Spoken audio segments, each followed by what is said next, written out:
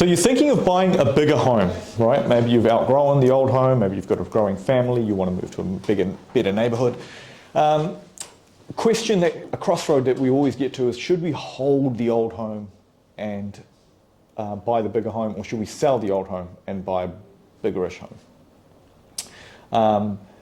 So I'm going to get into that. I'm going to get into a real simple way you can address that, but I'm also going to give you one tip as well. We see this a lot, of course. A lot of couples are thinking about trading up, especially when the market is not too crazy either way. If it's a flat market, you know where you stand. It's a little bit easier to do things like trading up. Now, how do you address this one fundamental point? Because what ends up happening is people have multiple barbecues and they have dinners in their homes, and then they tell their people, tell their friends about their renovation or whatever. And one thing that ends up happening over time is you grow emotionally attached to a property, and you start to think about all the reasons why it's the best property in the world. But it's not best enough because you still need another home, but there's all these reasons of development, local developments and things, and all these reasons why you need to hold on to the existing property.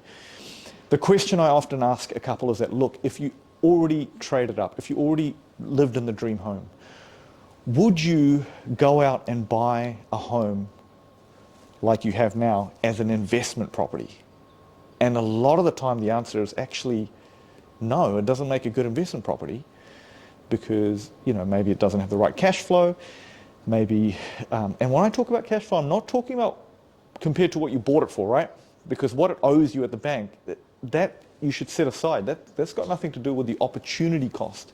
If your house was bought for 500 and now it's worth $1 million, that doesn't mean that 500 is the value of the home right now, because 1 million is stuck in there and it's preventing you from doing other things. Like, instead of buying a $1.5 million house or a $2 million house for the next home, maybe you could spend that little bit extra, or maybe you could just have a much better cash flow position to actually invest in a property that has better cash flow.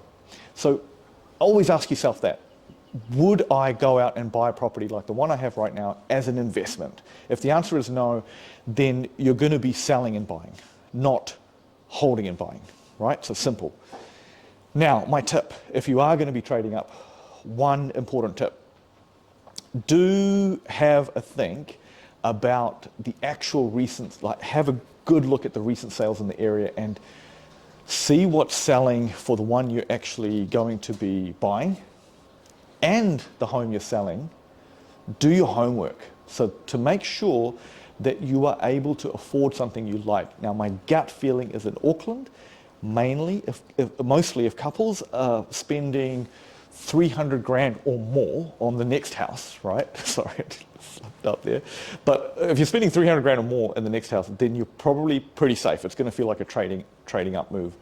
If it's like 150 grand or 200 grand, you've got to be a little bit careful, because especially if the market starts to pick up or anything, you can get caught out, and you might be, you could easily end up in a home that looks like a very sideways move if you're not able to afford a much better house. So keep that in mind as well.